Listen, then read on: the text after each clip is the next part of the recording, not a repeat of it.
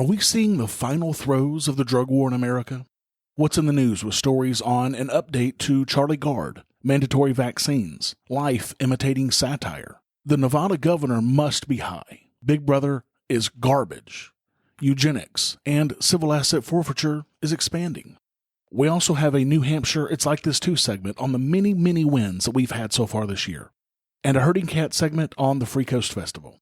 This episode is brought to you by Swarm City, a decentralized commerce meta platform that allows people to participate in commerce without interference from a third party. Welcome to The Lava Flow, channeling the flow of information to the libertarian, anarcho-capitalist, voluntarist, and agorist community. Find us at thelavaflow.com. Here's your host, Roger Paxton.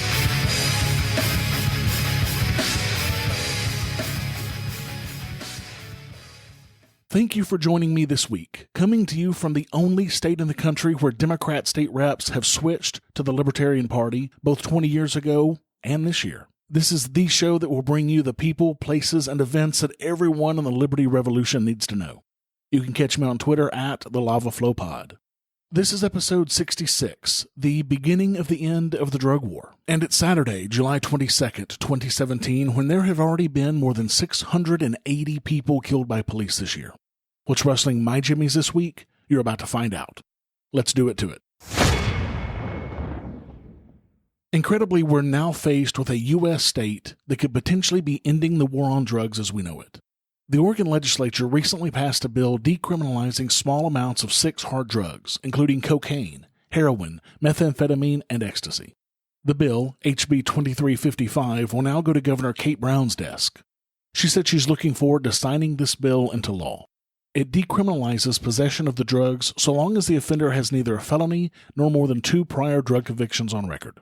Republican State Senator Jackie Winters claimed the war on drugs as it currently exists amounts to institutional racism due to how more frequently minorities are charged with drug crimes than whites.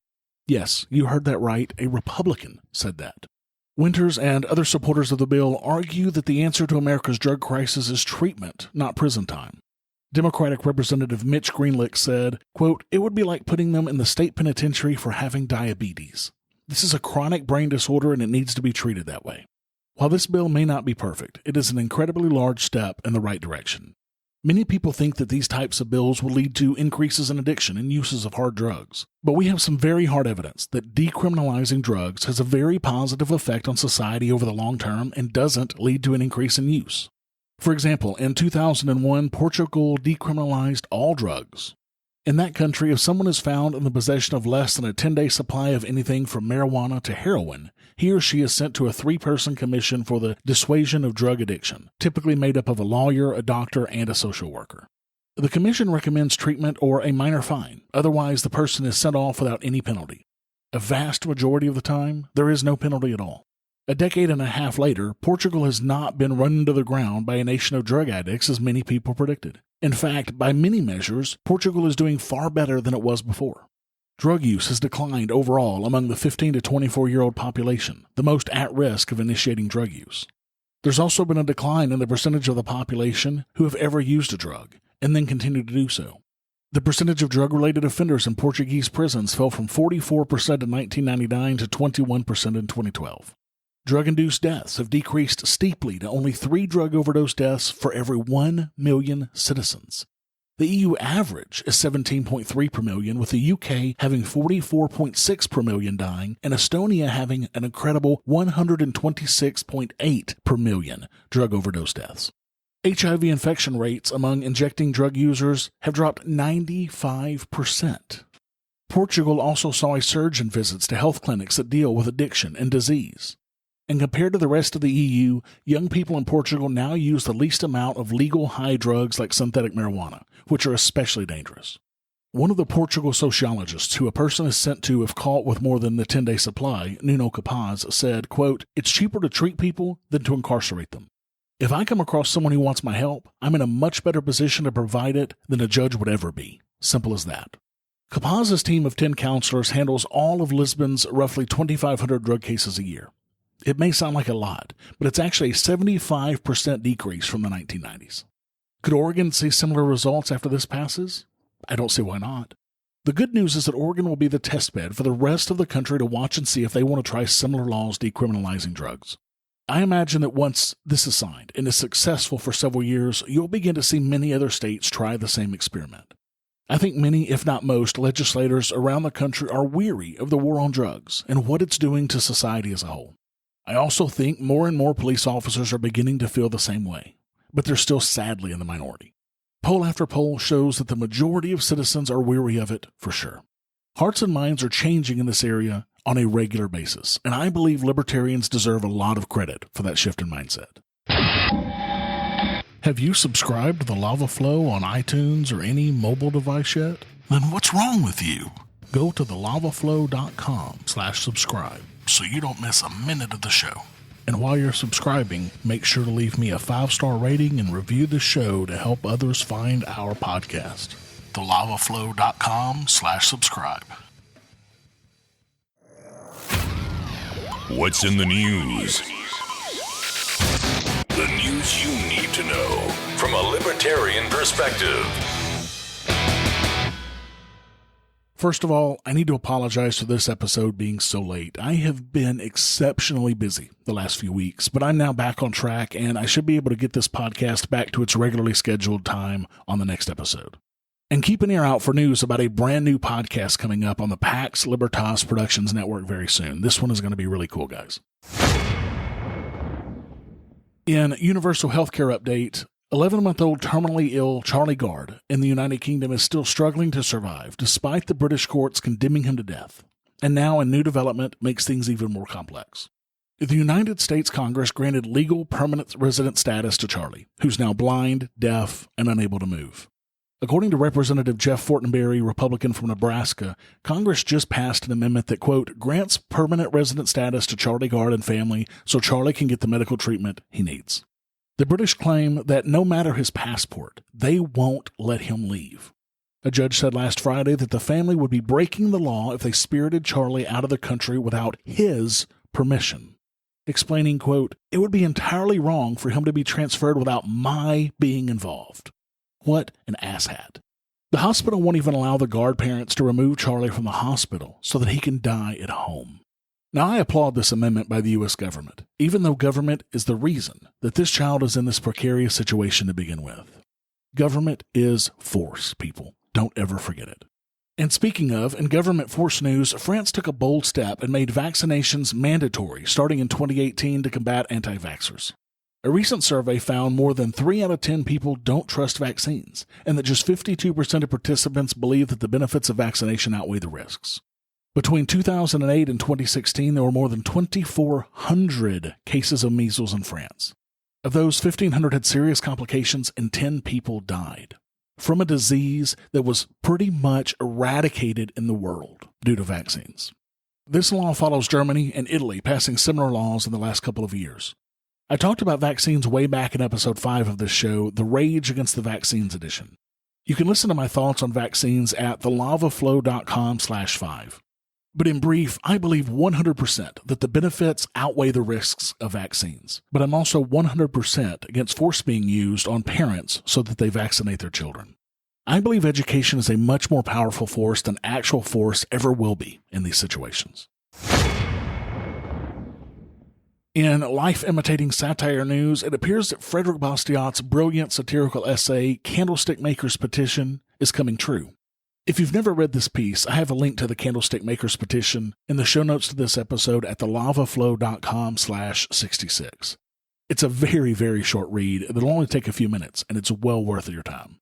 Essentially, what's happening is that a major union, the American Federation of State, County, and Municipal Employees, is suing the University of Michigan for deciding to use goats to clear poisonous brush and overgrown vegetation that's difficult for humans to remove. Renting a team of 20 goats from local residents, the livestock were expected to complete the 15-acre clearing job before students returned to campus in the fall. The Foundation for Economic Education said, quote, but the goats exceeded all expectations, and instead of completing the job by the end of the summer, they fulfilled their task in a matter of weeks. Since the goats had been rented for the season and were still in the care of the university, they were allowed to graze on campus property after they had finished clearing the overgrowth. While this was not the campus's original intent, this grazing allowed the goats to feed themselves while the university received a cost-effective lawn mowing service on campus. But not all parties saw this cheap labor as a win-win for the campus community. As animals, the goats themselves were not privy to the terms of the AFSCME's contract with the school and made the grave error of eating grass that existed outside of the designated 15-acre clearing area. Unfortunately, trimming grass on campus property is a job protected in the labor union's contract with the university, making these goats scabs in the eyes of the AFSCME. In a recent grievance filed against the university, the union asserts that goat crews on campus have jeopardized the livelihood of its members, specifically its landscapers who are currently out of work. The union claims that these animals have effectively stolen employment opportunities from its members since the goats have essentially offered the same service, but at a much lower cost. As a result, the AFSCME believes that the school is in violation of its collective bargaining contract with the union and has sought legal action. Now, this has got to be one of the most ridiculous things I've heard in my life. If I didn't know better, I would think that the AFSCME is trolling the courts with this one. They've got to be, right? But they're gravely serious about this nonsense and are willing to use the force of government to make sure that goats don't take their jobs. Frankly, if you're in a job that can be that easily replaced by a goat, I think you should probably have better career goals. Now, I fully support a union's right to collectively bargain, but this takes the cake, especially when they're backing up their bargaining with the force of government. In the Nevada governor's high news, Governor Brian Sandoval declared a state of emergency after stores that sell recreational marijuana reported that their supply is running out just less than 2 weeks after the drug went on sale legally. He issued the state of emergency to allow state officials to decide on new rules that could ease the shortage of marijuana. Nevada's Department of Taxation released a statement that said it will contemplate emergency regulations that would permit liquor wholesalers to cash in on the marijuana sales. The Department of Taxation said in a statement, quote, based on reports of adult-use marijuana sales already far exceeding the industry's expectations at the state's 47 licensed retail marijuana stores, and the reality that many stores are running out of inventory, the department must address the lack of distributors immediately. Some establishments report the need for delivery within the next several days. Now, this is a government-created issue to begin with, completely. I mean, this is the epitome of Harry Brown's quote, the government is good at one thing. It knows how to break your legs and then hand you a crutch and say, see, if it weren't for the government, you wouldn't be able to walk. The government caused this by promising liquor distributors that they would have the sole rights of moving the drug for 18 months. They can't keep up with demand. However, had Nevada actually legalized pot instead of this quasi-legalization with massive regulation, they would have opened up the market completely and allowed anybody to sell it. I guarantee you that there would be no lack of supply if this were the case. So instead of responding to this crisis by opening the market, Nevada declares a state of emergency. For those of you who may not know, a state of emergency is a suspension of the Constitution, allowing the governor to essentially control response without any oversight from the state legislature or the judiciary. It also allows the governor to deploy the National Guard and use them as his response team, including as law enforcement if necessary. It can also be used to restrict the movement and other rights of citizens. It is, in effect, martial law. As an aside, the United States is still effectively in a state of emergency and has been since right after the September 11, 2001 attacks. This state of emergency suspends certain provisions of law that limits the size of the military and the duration of military service. This nationwide emergency is expected to be in effect until September 14, 2017, unless President Donald Trump renews the presidential memoranda. It was last updated by former President Barack Obama on September 14, 2016, to be in effect for 1 more year. This episode of the Lava Flow podcast is brought to you by Swarm City. Swarm City is a decentralized commerce meta platform. What it does is it allows people to participate in commerce, to communicate and transact without interference from a middle party. To give you an example, platforms like Amazon and Uber give global users a safe place to conduct business, but they're centrally organized. And as we all know, central organization is never the most efficient, so these platforms extract a lot of value from the transacting parties, sometimes greater than 25% of each transaction. Swarm City solves this issue by letting people organize, communicate, and transact in a decentralized way. Would you like more info? Stay updated via their Facebook page or join their community on Slack. You can find the link for both of those at the bottom of their website, swarm.city. In Big Brother news, garbage men are now being trained to spy on their customers. Just when you thought there was no way that another government-funded group could get in on the surveillance scheme, enter the garbage man. Several communities in Utah recently joined an increasingly popular program developed by trash collection behemoth Waste Management Corporation, the Waste Watch Driver Training Program. Now here's how Waste Management Corporation's website describes the program. Quote, "Our trucks are on your streets every day. Our drivers are familiar with their routes, so they're often the first to notice when something is amiss. As your community partner, we assist local police and fire departments by acting as extra eyes and ears on local streets. Through our Waste Watch program, we provide training to our drivers and what to look for and how to report suspicious or criminal activity to local authorities. Any city leaders interested in joining the project can email Waste Management Corporation and receive a customized plan for carrying out their surveillance scheme." Waste Management spokesman Brad Close praised the Waste Watch program created in 2004, pointing out potential benefits of teaching garbage collectors to spy on their neighbors. He said, quote, "Part of our safety culture is awareness. We figure since our truck drivers are already out there being aware, we would utilize that to help the police department to monitor what's going on in the community." Did you catch that? Policemen and garbage men will now be working together to, quote, "monitor what's going on in the community." If the garbage men see something, they are supposed to report that activity to, quote, "local authorities." It's not enough, though, that the supervisors of the surveillance state to train trash collectors to watch their neighbors and report any suspicious activity. For a few years now, city waste management companies have been installing automatic license plate readers in their garbage trucks. What the actual fuck? And this is not just in Utah. I found reports of this in Washington State, Florida, Nebraska, Kansas, Indiana, California, and many other states. According to Waste Management back in 2012, they had over 200 communities on this program, and it has surely grown since then. This is a disgusting result of government corporation partnerships that can only happen because of crony capitalism. This should put to rest the idea that you are the actual customer of Waste Management if they're your garbage disposal company. Waste Management reports to their actual customer, the government. Fortunately, here in New Hampshire, I have true free market trash disposal in my neighborhood. I pay a local company to come and pick up my trash every single week. They're a completely private company with no ties to the government at all, and I have several such companies and people that I can choose from. This is more a product of living in a small community, but I will take it any day over paying a company to work for the government and spy on me. In Eugenics news, a county in Tennessee is offering free vasectomies to male inmates in exchange for a whole 30 days removed from their sentences. Not to be left out, women can also receive time off if they receive a Nexplanon implant in their arm, which will prevent pregnancies for up to 4 years. Since the program was instituted, county officials claim that 32 women have gotten the implant and 38 men are in line to get a vasectomy procedure performed. This controversial program was signed into law on May 15th of 2017 by General Sessions Judge Sam Bedingfield. Bedingfield's reasoning is that drug offenders keep ending up in jail and failing to pay for child support. If they didn't have kids, they couldn't hurt anybody. Or maybe this judge should stop putting non-violent drug offenders in jail for supposed crimes that hurts nobody. Fuck Bedingfield in the neck. Bedingfield said, quote, "I hope to encourage them to take personal responsibility and give them a chance, when they do get out, to not be burdened with children. This gives them a chance to get on their feet and make something of themselves. I understand it won't be entirely successful, but if you reach 2 or 3 people, maybe that's 2 or 3 kids not being born under the influence of drugs. I see it as a win-win." The ACLU released a statement on the matter expressing concerns. Quote, "Offering a so-called choice between jail time and coerced contraception or sterilization is unconstitutional.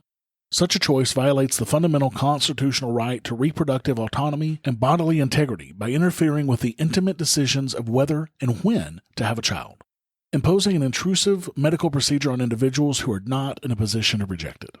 Judges play an important role in our community.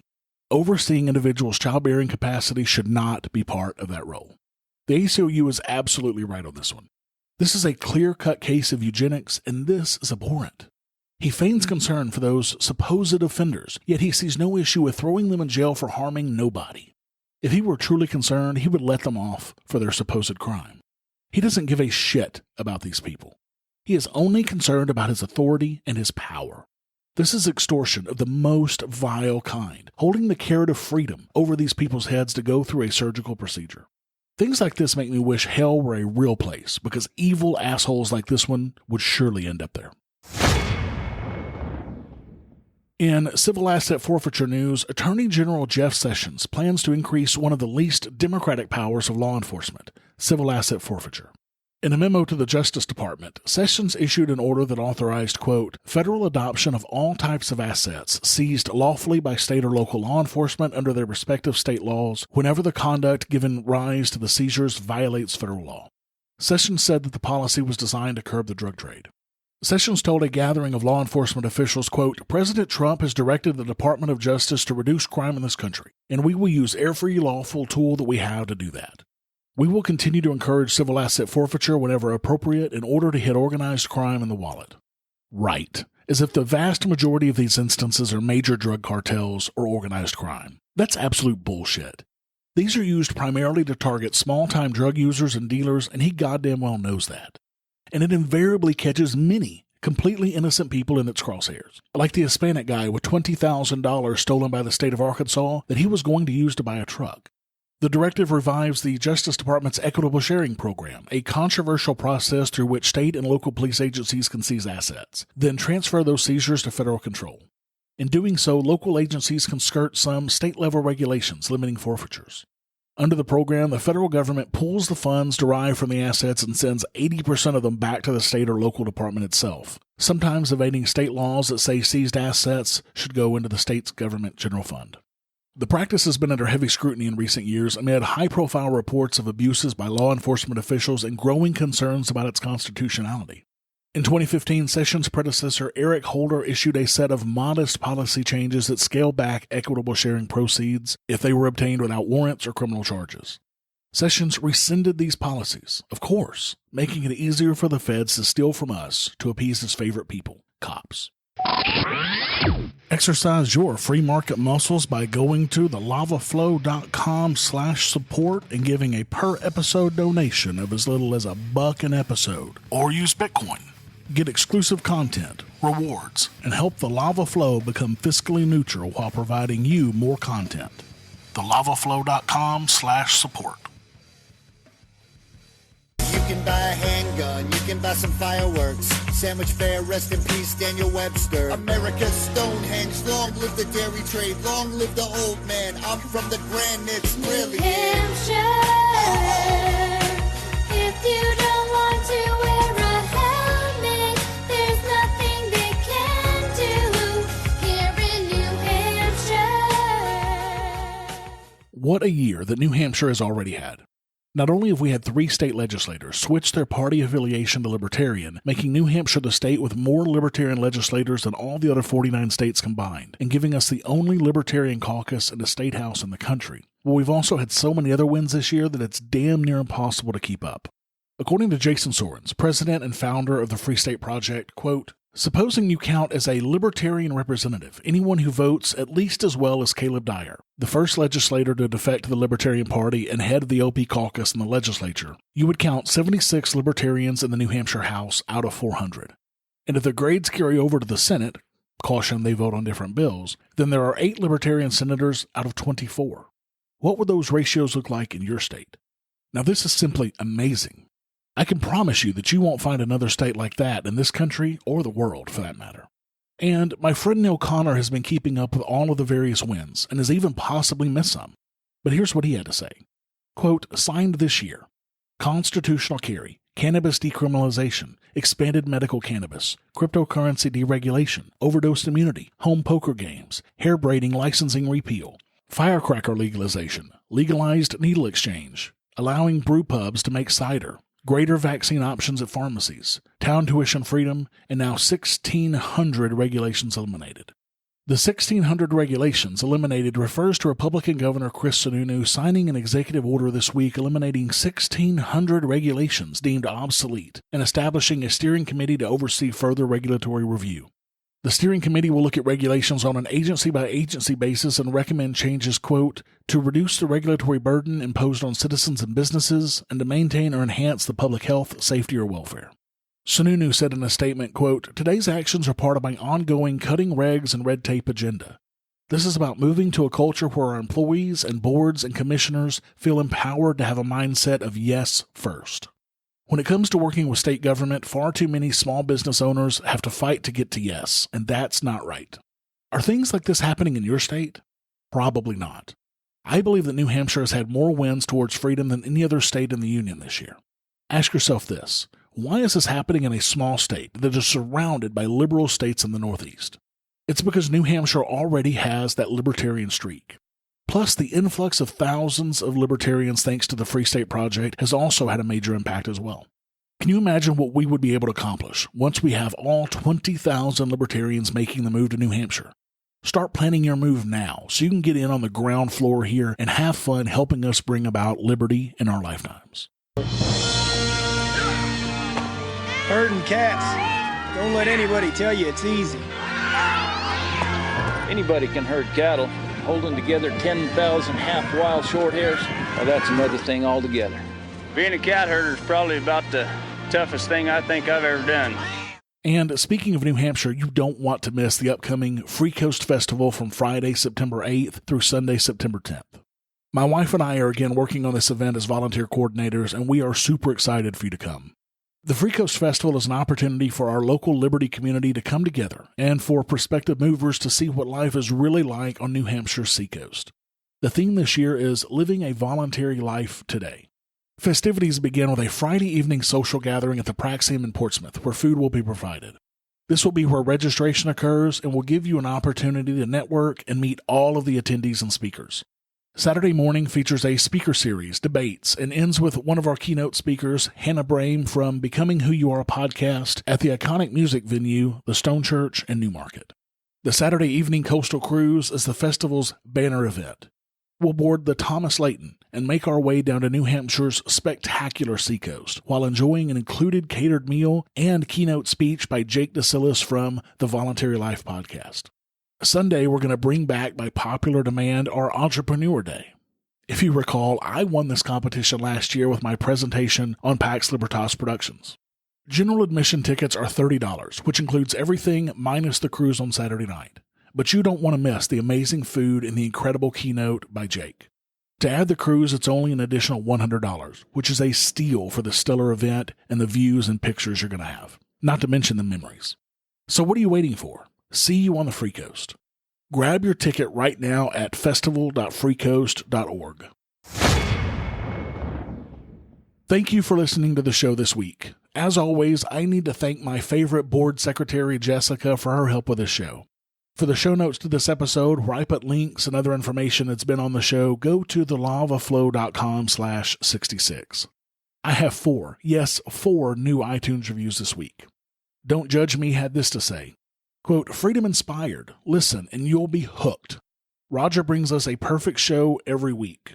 Not only a great sounding voice, but a powerful influence on the libertarian, anarcho-capitalist, voluntarist, and agorist community. Thanks so much, Judge.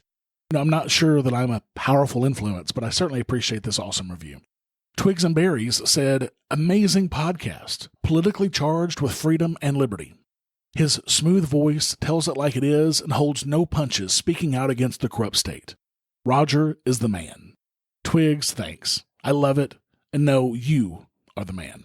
And Maverick is Horrible said, awesome. I can't believe it took me so long to finally listen to this podcast. Not only is it one of the best libertarian podcasts out there, Roger has one of the best voices for the media.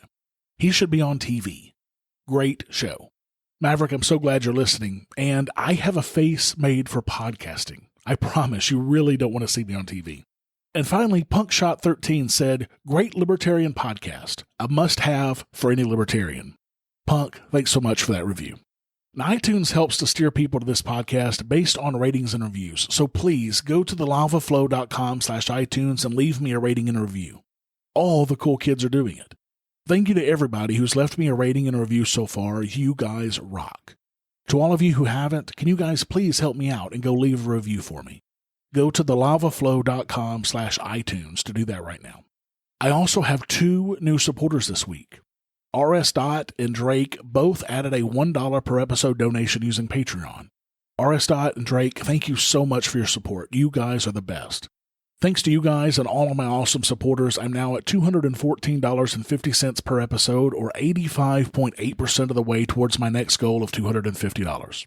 Also, Keenan used my Coinbase affiliate link to buy at least $100 in Bitcoin, and he got a free $10 in Bitcoin for both of us. If you want a free $10 as well, just go to thelavaflow.com/Coinbase and buy at least $100 of Bitcoin to get us both free Bitcoin right now. And if you, like RS. and Drake, want more of the Lava Flow, exercise your free market muscles by going to thelavaflow.com/support and giving a per episode donation of as little as $1 an episode using Federal Reserve notes through Patreon or Bitcoin through Coinbase. I want to be able to bring you more content soon, so make sure to add your donation today to help make that happen. Until next time, keep striking the root. Thank you for listening to The Lava Flow at thelavaflow.com. Don't miss an episode. Subscribe now at thelavaflow.com/subscribe. This has been a Pax Libertas Productions podcast.